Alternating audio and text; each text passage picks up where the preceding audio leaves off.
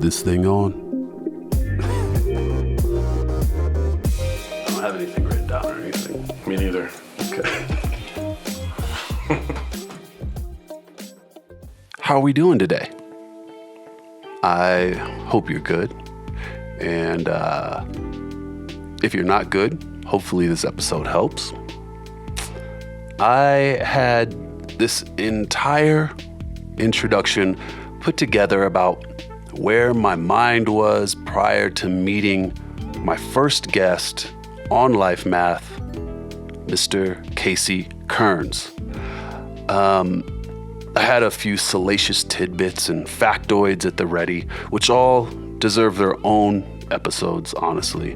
But really, all I wanted to get across was this: that after 16 years in LA and feeling like I had lived 16 different lives, I was pretty burned out.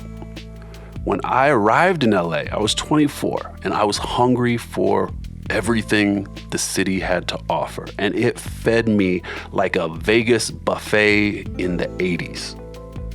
There was more that I wanted to do in LA, but to actually do anything there requires a kind of energy and effort like few other places on the planet. And, from the time it takes to just go to the grocery store and waiting in traffic to finding your professional path or even a partner in life you can depend on, LA requires a lot of energy. And I think that's why it's dominated by youth culture.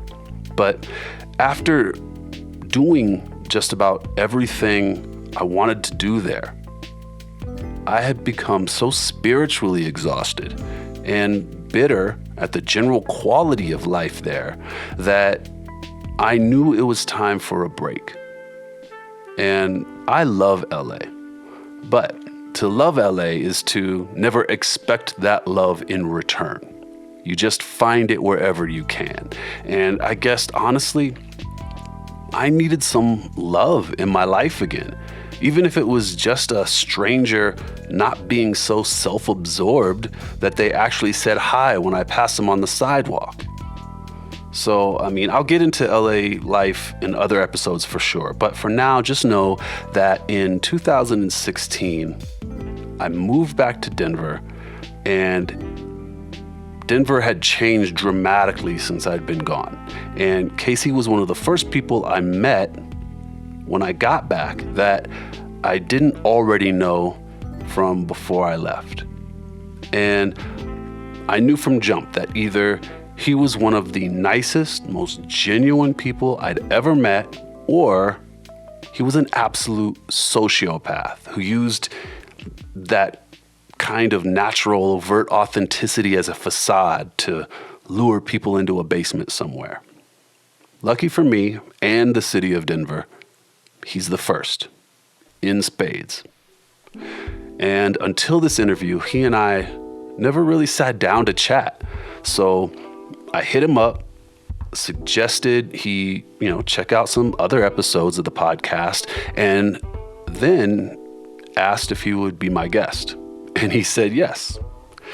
So this series is about vulnerability. And just him saying yes was the first sign of good things to come. I had contacted a few people prior who blew me off, but he jumped right in and trusted that I was gonna do something cool and different. And that's a kind of vulnerability and trust. For that, I want to thank him publicly right now, because as I've mentioned in prior episodes, I recognize when someone gives me their fucks. I don't take them lightly. And with that simple gesture, he gave me his. So, Casey, thank you for giving me your fucks. I shall do my best to assure you that they were an investment. This interview covers a lot of different moments for Casey. I think that what he's experienced in regards to loss as a result of COVID, thousands of Americans have experienced to one degree or another, but I tried not to focus so much on the loss and more on the healing. If you're an empathetic adult, then you know we're all experiencing losses on some level right now, and actually always. So I don't think it's necessary to focus on that. I think healing is more healing than loss. So that's what I wanted to, understand from him as best I could.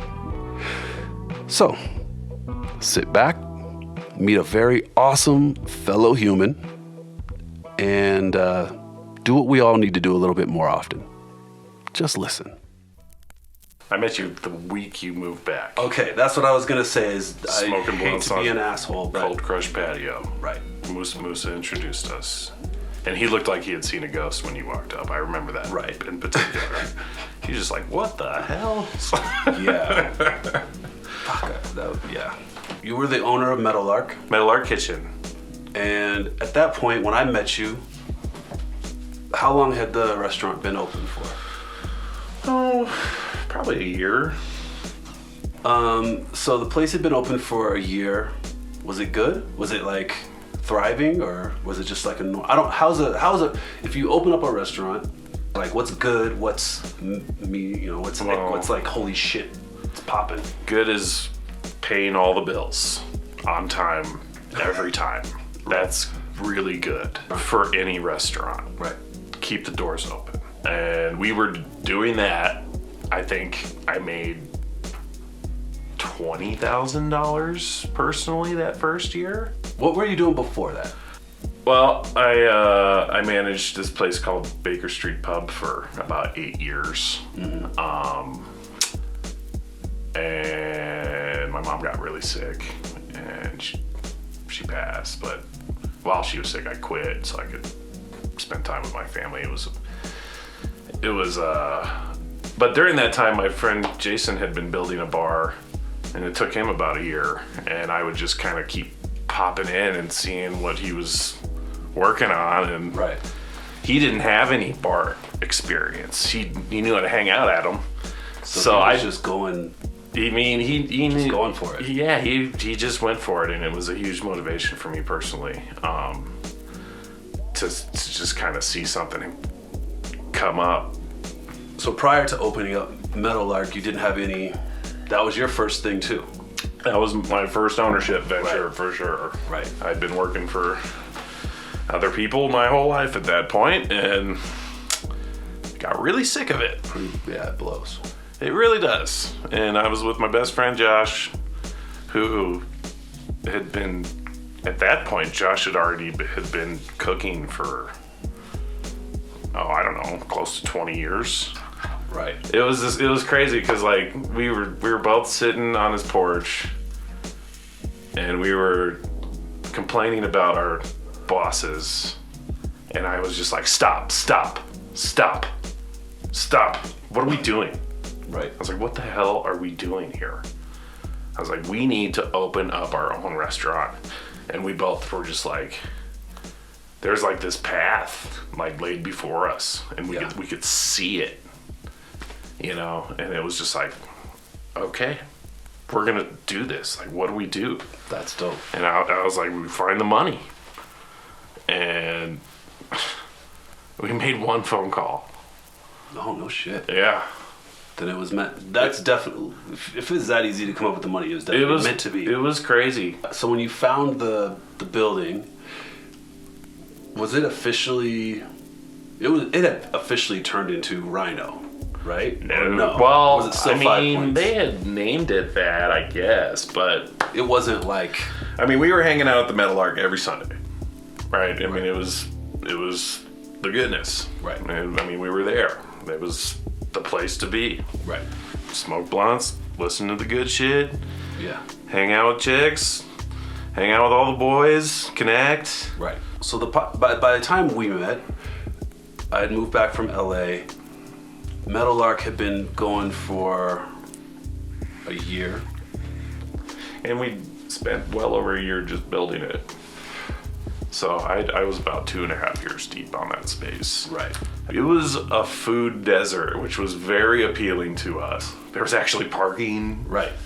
And then Cold Crush was across the street, so we were just, So, at this point, you should know that Cold Crush was a bar that was basically one of the only places in Denver for mostly black folks, but definitely hip-hop heads of all backgrounds,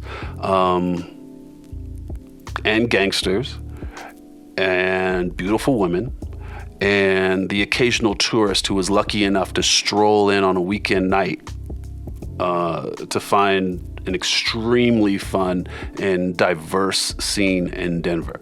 And Casey's restaurant, Meadowlark Kitchen, just happened to be across the street with its own DJs playing. And as well as Meadowlark Kitchen, there was Meadowlark, the bar, on the opposite corner. And in the summer, Meadowlark, the bar, had a day party called Goodness that really properly lubed people up so that by the time the sun went down and it was finishing up, Cold Crush was just getting started. So it was normal to walk back and forth across the street multiple times, catching vibes. And, on Sundays, it would start at 2 p.m. and basically between the three places went to 2 a.m. And, for me, it was an unexpected haven personally, and one that I and many of us still mourn the loss of to this day.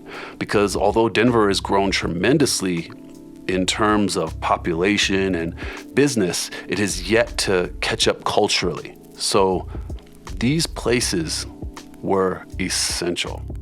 So we were just, How long had Cold Crush been there? they'd been open for a couple years. Okay. Yeah, they had been there. I think by the time I got there, it really felt like dope. Yeah, It was a dope, for me, it was a dope thing to come back to. totally. This little corner of the city is just popping Hot. with breakdancers, graffiti artists, DJs. Yeah, it was an amazing thing to come back to. It wasn't a reach for us to go to Rhino because it was like, this is our fucking town. Correct. And so I knew where I didn't want to be, Yeah. which is anywhere where hip hop is not, Right. is where I don't want to be. Right. Right. Especially back then. And it was like, this is, Cold Crush is here, metal, Goodness is popping the fuck off. Like, this is exactly where we need to be. Yeah, it felt really natural. We had this couple from Chicago, and anytime the flights were like $59.99 on Southwest, they would fly to Denver, stay at the Airbnb down the street, and just eat 3 days in a row at the kitchen and fly back. It became so addicting even for our customers, where they knew that they could come in and see me and I would introduce them to someone amazing.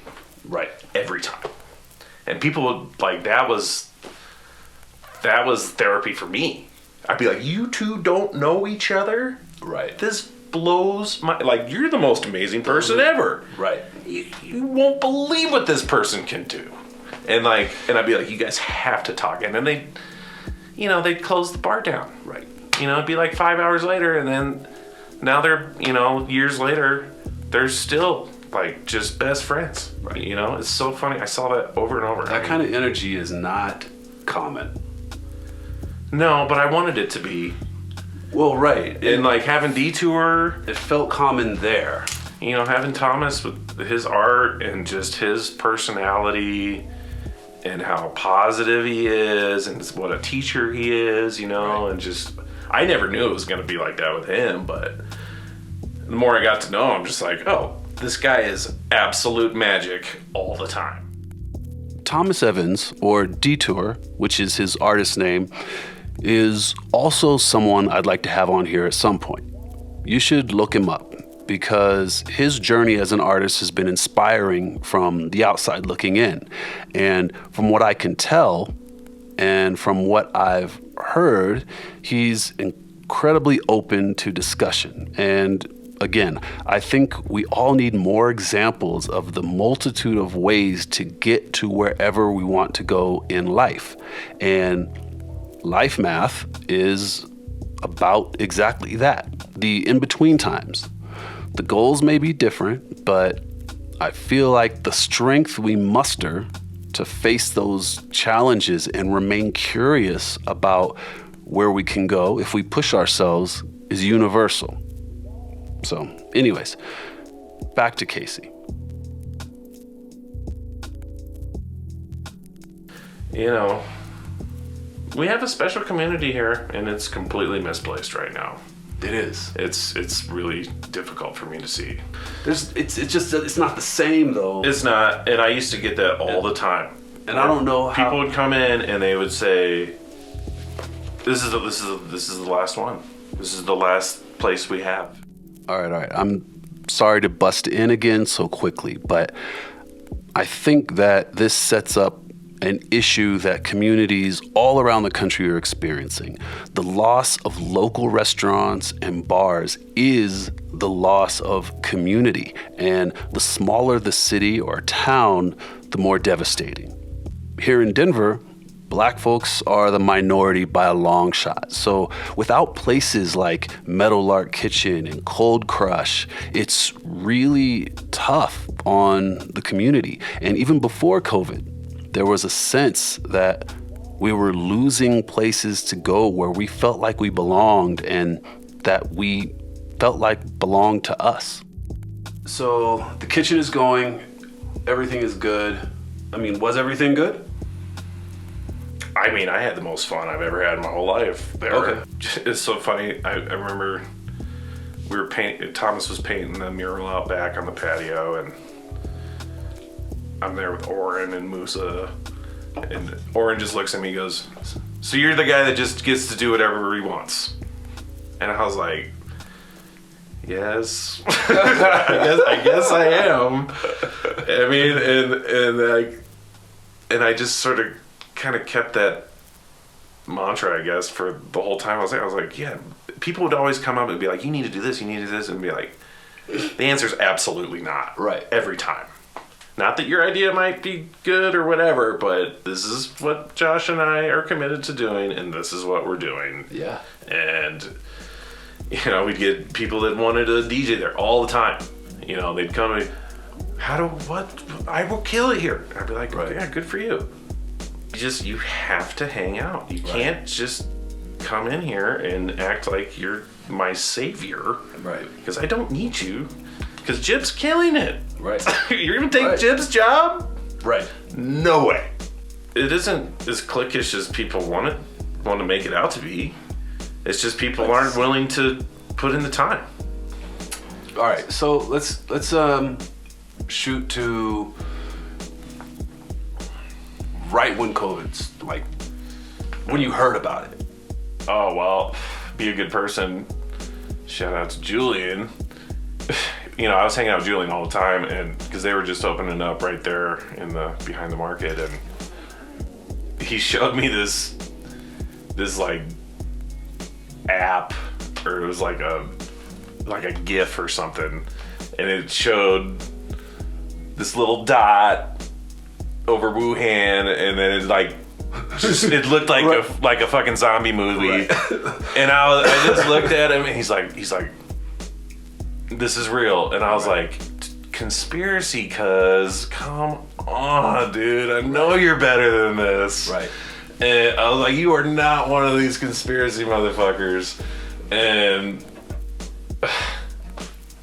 he's like, "No, man, I have friends that work in the hospitals in China." He's like, "This shit is real. Right. And I was just like, "Okay, dude, that was like probably the end of January. 2019? 2019. Yeah.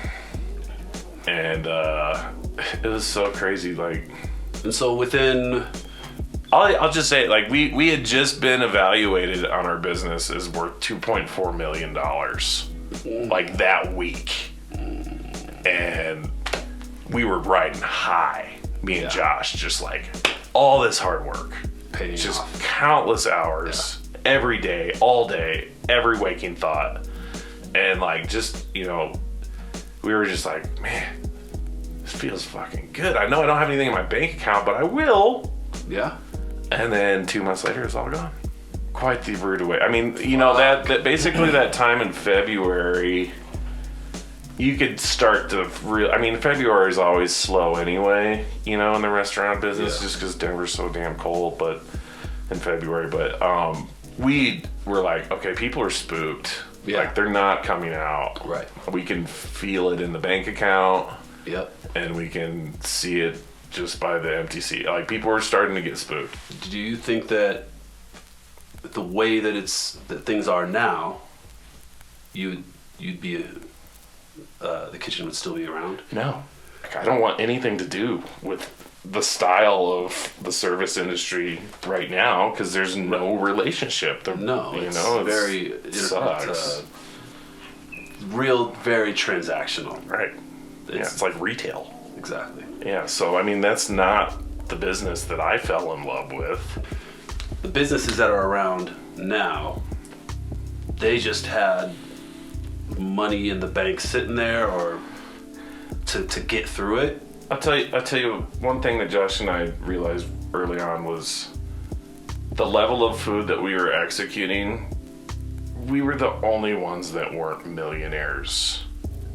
You know, we had opened that place with $250,000, you know, and we ran out of money, you know, about a month before we opened, and we had to ask the staff to work for free for a month.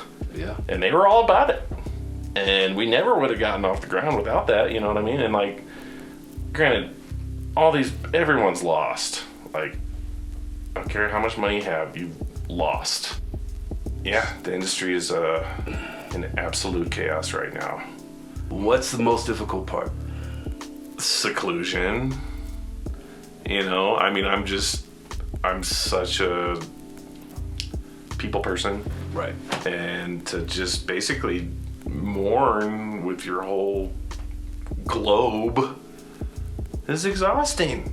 Yeah. We've all had enormous loss, whether we've lost a person or a relationship or a community. It's been loss, and we're all grieving. Right. It was crazy too, because like, I think it was that week before, my whole staff got sick. Josh got sick, my server Nick got sick, Fredo got sick, I got sick. I never get sick, and I got so sick. And then I got strep throat, and we were all just like, what the fuck? Like, everybody's sick. Right. We're like, we have the Rona right now. Right. It was terrifying. I mean, we got a really bad case of the flu through there, like the week that shit really hit the fan, and we were all just like, well, this can't be. Like, we already know how difficult it is to stay healthy when it's a normal society. We had just an exceptional health code record. You know, the health department loved us, and you know, so we were always kind of thinking that way a little bit, you know, but it was just like, this is Nothing impossible. compared to, And Josh will die. So it was like, we cannot be open, and I cannot do this without Josh. Right. Until he gets a vaccine or whatever. But, you know, we weren't even thinking about that back then. It was just like, we need to protect Josh at all costs. So the first day that you're home, I mean, we just closed Vesta in the kitchen, and we had a lot of booze, and I drank a lot, just fucking morning, putting it down. Yeah. You know, that's just, God, I didn't even know I liked gin until I had a case of it sitting in my apartment, and I was like, oh, I guess I'm drinking this now. Were you scared? I was scared that my dad would get it. No, not about the You know? not about the virus. Were you about your life? Oh, I was feeling completely defeated in every way. I was defeated. Like, your dream is gone. The $2.4 million is gone. Right. I think one of the things, and I'm sure it happens to men and women, but do you think that men have a sharper kind of hurt that comes with like you built this work with money, with I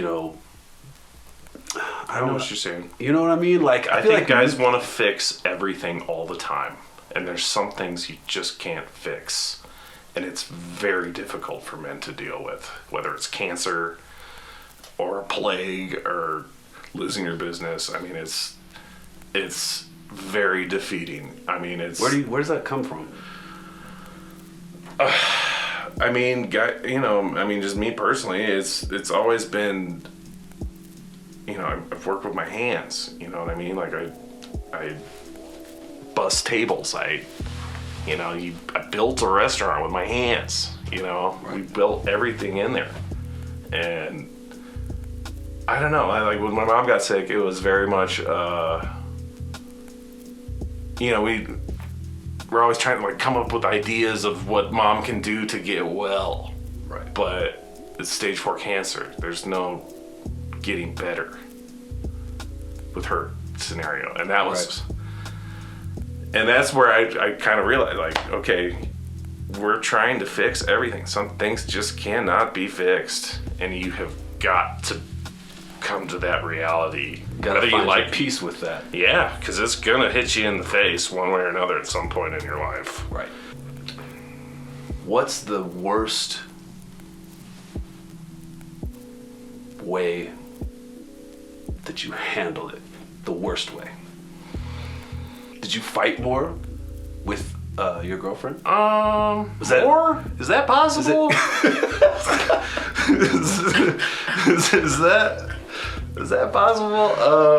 I've learned some tough lessons for sure with Carrie on what I can get away with and not, and we were both working, she was a bar manager, the hours are extreme. We were both working really extreme hours for our entire relationship, and then it was okay, now it's just you two all day, every day. At first I kind of put this pressure on myself to try to just go above and beyond, I don't know, but it ended up... In what way? Just for her, you know what I mean? Just to try to be a good boyfriend. That's definitely been my motto. Yeah. And Val makes fun of me for it now. Where I'm just I have to go do this. He's be a good boyfriend. Go do it. I'm okay, you're right. I have to. And I need to. And it'll benefit everybody if we... Yes. Yeah. It's facts. If I do this. So, yeah, we've grown closer than ever, That's good. And it's we pray a lot, We pray every dinner, and we eat a meal together every day. It's important to us that we sit down. And you guys weren't doing that before. We were lucky to get a meal in. Right. Is there anything you would change about your reactions to everything? Just have more faith. What we do is important. How we treat each other is extremely important. You're what stops people from reaching out? And I think a lot of it is getting burned by people that really do take advantage of your kindness, and it makes it harder for people to want to open up, because sometimes it can really bite you in the ass, where you're oh man, I was vulnerable to this person. It's horrible. And they really don't care about me at all. Do you think do you have a good circle around you now? Outside of family. I can talk to Val about anything. I talk to Val pretty much every day. That's good. And I talk to Jip every day, and I talk to my dad every day, and people are around friends, and they're just Casey, I need to talk to you. I know we don't have this relationship where I can. I'm bro, you don't understand. This is who I am. You can talk to me. And I'm not going to just throw fucking dumb ideas at you that'll fix the problem because we can't fix everything, but I'll listen. As abrupt as it may seem, I'm going to leave it here for good reason. That reason being that it really sums up who Casey is and what this first series of Life Math is all about. He's one of the good guys. And regardless of his own things going on, and by his own account being burned for being vulnerable and available to other people in the past, he's still there. He's still here to do exactly what you've been doing this whole time, listening. For myself, it was just really good to sit with him and chat as a friend. I don't find those moments available too often, but I really enjoy getting to know my friends better. If you live here in Denver and you see him out and about, you'll have a better understanding of the man because of this moment. And if you don't live in Denver and never meet him at all, you'll still know him. And hopefully you'll absorb the good energy and take a moment to check in on your own local version of Casey and let he or she know that you're thinking about them. But in the meantime, I'll leave you with this quick moment. There was a time when I moved back and I was in between TV shows and had some time. I ran across Casey in passing and he said that the dishwasher for the restaurant had quit or wasn't showing up or something along those lines. Me, not having anything to do and wanting to help, I offered my services. Now, you should know that I've never worked in a restaurant or the service industry ever, except Taco Bell when I was like 15. So, needless to say, I really had no idea what I was doing. And, well, I'll let Casey tell it. I think you even did a dish shift or two. I was waiting to bring that up. You were the just most miserable wet dog I've ever seen, bro. Yeah. And all the girls on the staff are like, who is this handsome ass dishwasher? What is going on back there? I know, and I felt like you were letting me down. I did. But not in my mind. I was just like, I needed help that night. It didn't feel like I was helping. Oh, you were. But I had nothing to compare. I had no previous understanding of what it is to be a dishwasher. Oh, so ass kicked. So in my head, I'm like, all right, it's not a big spot. So, what if there's like 10 tables or something? And I was doing all this stupid math in my head. You didn't know that we were going to serve 400 people dinner that night. Correct. My heart was in a good place. And it really was. And thank you, Casey, for letting me know I hadn't failed you, because it actually did weigh pretty heavy on my mind afterwards. So, folks, that's all she wrote for this episode. Thanks for tuning in. And if you happen to miss any previous episodes, you can find me on Apple Podcasts or Spotify under Life Math with Porter Laurie. If you liked what you heard, please feel free to repost and tell a friend or 600, because even with all this technology, it still boils down to word of mouth, and I appreciate every syllable.